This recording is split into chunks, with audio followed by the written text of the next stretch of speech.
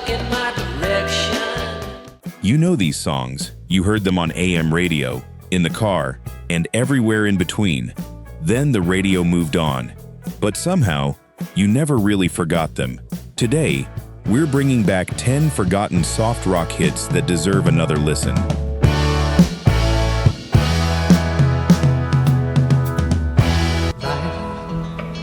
So the same. Number 10. We May Never Pass This Way. Again, Seals and Crofts. Some songs sound like a goodbye. Others sound like a warning that time is moving faster than you think. We May Never Pass This Way. Again, was one of those songs. Should be done, but it's only just begun. Released by Seals and Crofts in 1973, the song captured the gentle, reflective side of early 70s soft rock. All the secrets in the universe. There were no heavy guitars, no dramatic production, just warm harmonies, acoustic textures, and a message about appreciating a moment because you may never experience it in quite the same way again. That idea resonated with the AM radio audience. We may never pass this way again. Seals and Crofts were already becoming established stars, and the song became another important entry in their run of 1970s hits.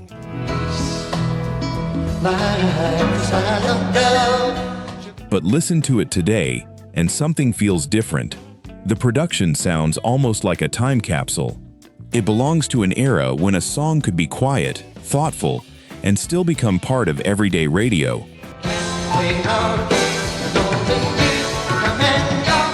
And perhaps that's why it has survived in memory. You may not remember the title, you may not remember the band, but once that melody starts, you may suddenly remember exactly where you were.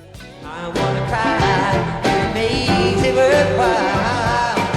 We may never pass this way again. Everybody's gone away. Number 9. Good Time Charlie's Got the Blues, Danny O'Keefe. Here's a song that doesn't sound like a hit. It sounds like someone sitting alone at the end of a very long day. There's not a soul I know around. Everybody's leaving town. Danny O'Keefe wrote, Good Time Charlie's Got the Blues as a portrait of loneliness, restlessness, and a life that doesn't seem to be going anywhere. They said this town will waste your time. I guess they're right, it's wasting mine. Released in the early 1970s, the song became a major hit for O'Keefe and reached the Billboard Hot 100. But unlike many successful records of the period, it didn't depend on a huge chorus or flashy production. Its strength was its honesty. Some gotta win, some gotta lose. The narrator watches people leave town. Friends disappear. The good times seem to be over. And suddenly, the title isn't funny at all. Good Time Charlie sounds like the guy who always had a story. You know my heart keeps telling me you're not a kid at 33. But now, he's alone. That's part of what made the song so effective on 1970s radio. It wasn't trying to be glamorous. It sounded human. Can't find a thing to ease the rain. O'Keefe continued writing and recording, but Good Time Charlie's Got the Blues became the song most closely associated with him. Today, his name is far less familiar than the song, and that is exactly the kind of forgotten story this channel was made to remember. Good time Charlie's got the blues.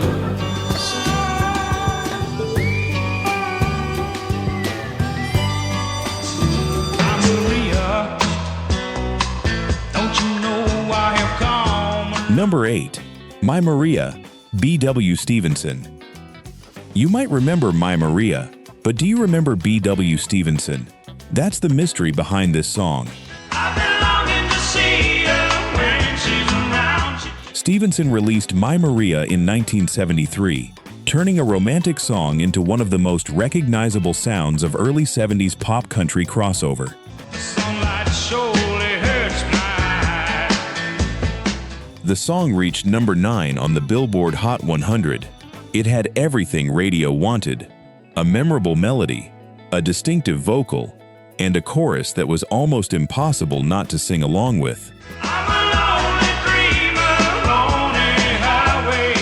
But Stevenson's career never reached the same heights as his biggest hit, and eventually, My Maria became bigger than the artist who recorded it. Maria, there was some blue in some road time. That's something that happens surprisingly often in popular music. A song becomes part of the culture, the artist becomes a footnote, and decades later, listeners can sing every word, but struggle to remember the name on the record label. My Maria is one of those songs. You set my soul free like a ship sailing on. And when you hear it again, that early 70s atmosphere comes rushing back. Warm, open, uncomplicated. The kind of sound that could fill an entire afternoon of AM radio. Stars are breaking.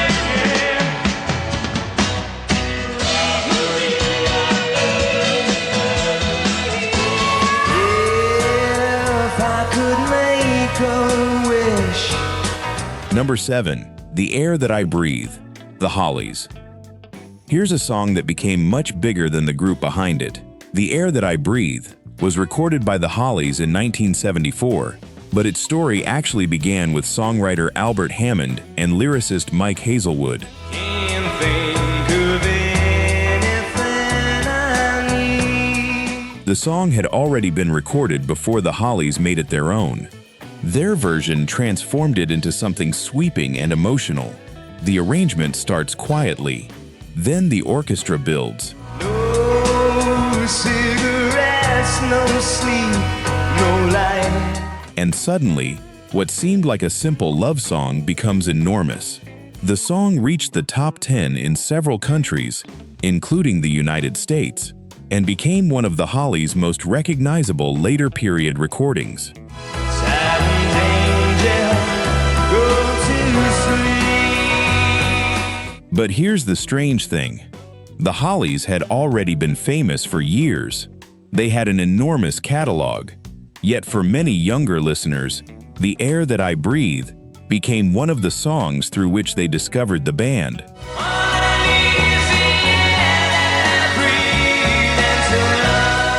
And the melody refused to disappear.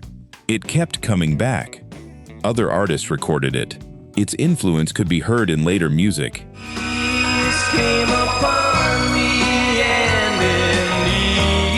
And decades later, it still sounds instantly familiar.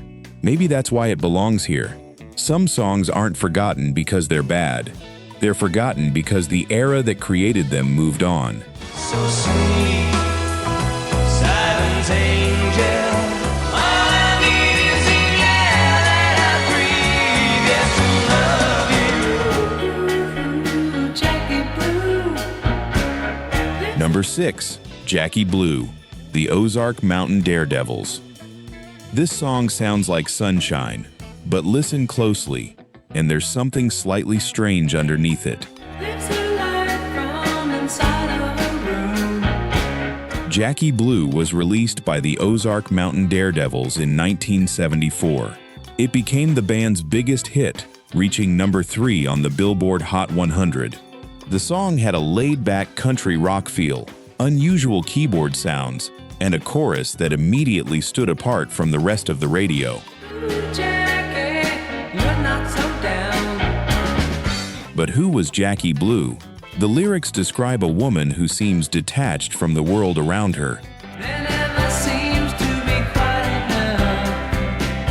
She's drifting, she's restless, and she's living inside her own little universe. The music sounds bright, the subject is much darker. That contrast is one reason the record still feels so distinctive. The Ozark Mountain Daredevils had other successful records and built a respectable career. But Jackie Blue became their defining moment. And after the enormous success of that song, Their name gradually faded from mainstream memory. The record didn't. You only need to hear that opening keyboard sound, and you're back in 1974.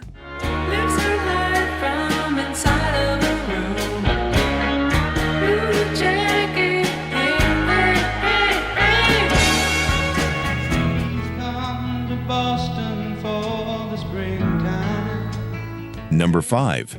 Please Come to Boston, Dave Loggins. This is one of those songs where the title tells you exactly what the singer wants, but the story is more complicated. Staying here with some friends and they've got a lot to run. Please Come to Boston was written and recorded by Dave Loggins in 1972 and became his signature hit.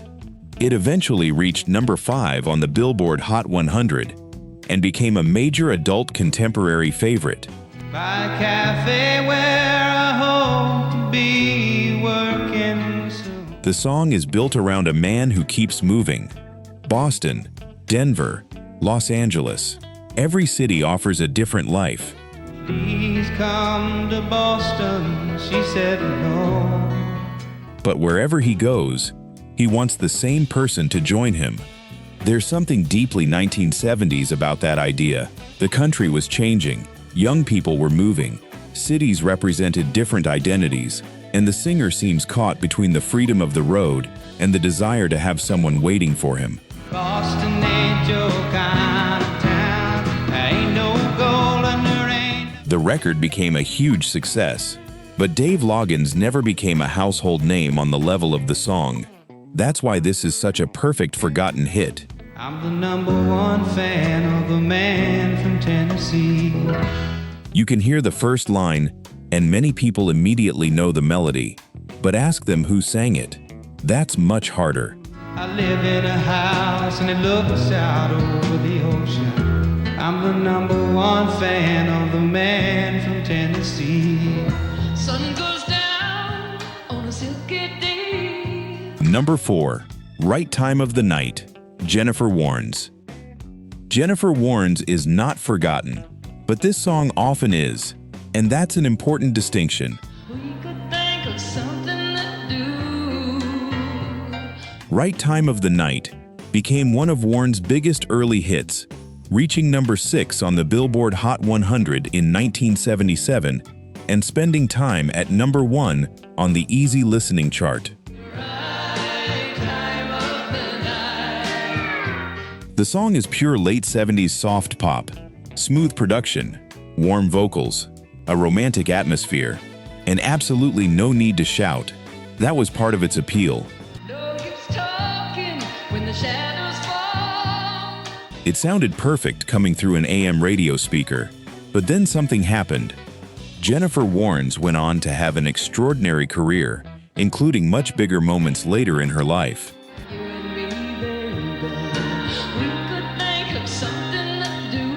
And because of that, Right Time of the Night can sometimes get overlooked. That's a shame, because this record captures a very specific moment in American radio. The period when soft rock and adult contemporary were becoming dominant sounds for millions of listeners. It isn't flashy, it doesn't demand attention, it simply pulls you in, and perhaps that's why hearing it again feels so comforting.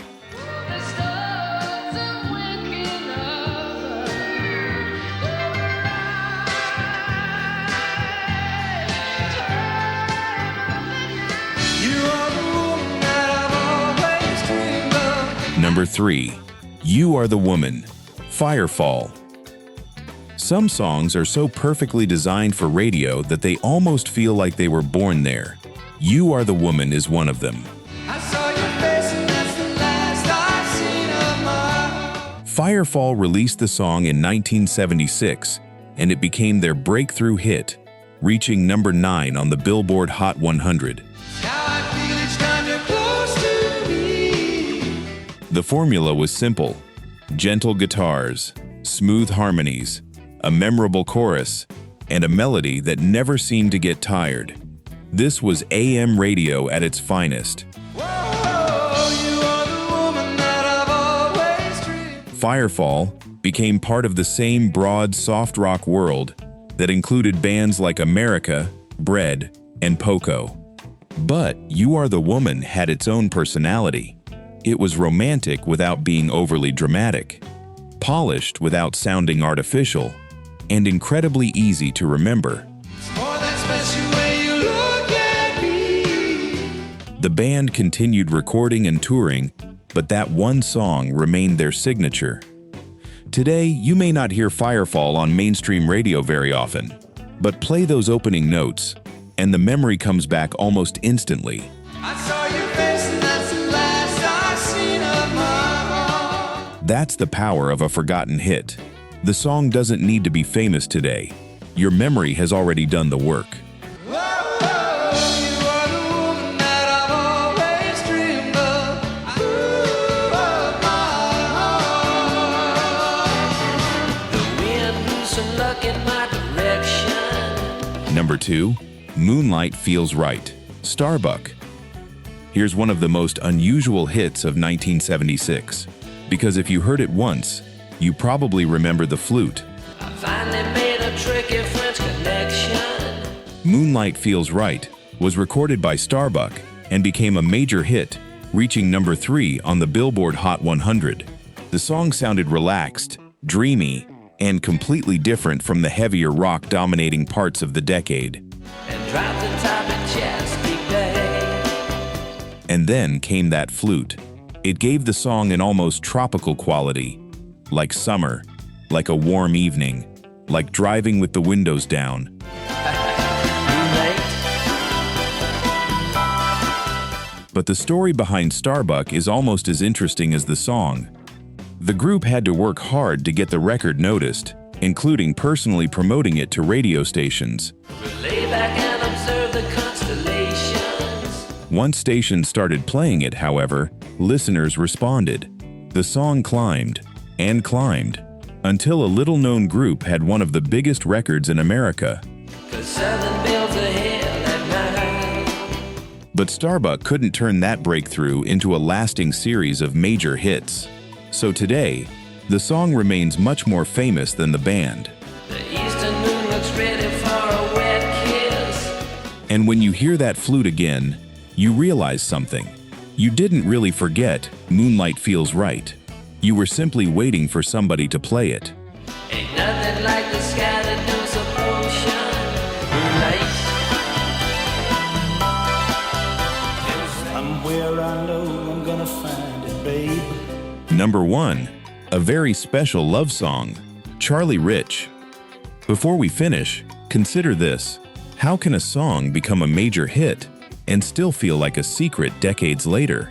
Charlie Rich's A Very Special Love Song is one of those records. It'll have my love behind it, and it will be. Released in 1974, it came from an artist who could move effortlessly between country, pop, and adult contemporary music. A very special love. Rich wasn't a newcomer. He had already spent years building a career, but in the early 1970s, he entered one of the most successful periods of his entire career. A Very Special Love Song became a major hit and one of the songs that defined his crossover appeal. If there's a way you know I'm gonna say it, babe. What makes it different from many of the songs on this list is the voice. Rich doesn't sound like he's performing a love song. He sounds like he's confessing one. There's restraint in the performance. A little sadness, a little vulnerability, Don't be surprised if you're sitting alone and you hear it. and just enough space in the arrangement for the words to breathe. That was the magic of Charlie Rich. He could make a polished radio record feel deeply personal. Turn your radio way down low and get near it. Today, his name is nowhere near as familiar to casual listeners as some of the biggest stars of the 1970s. But play this song again, and it becomes obvious why people once stopped what they were doing to listen. Because some forgotten songs aren't forgotten at all. I love you, girl. They're simply waiting for the right moment and the right listener to remember them. There's an ounce of love, I'm gonna give it to you, babe. A very special love. Which song did you recognize the moment you heard it? And more importantly, which forgotten soft rock hit did we leave out? Tell me the title in the comments. Your answer could decide what we bring back in the next countdown. And if these songs took you back to another time, subscribe to Vintage Vinyl Vibes for more forgotten music from the golden age of American radio.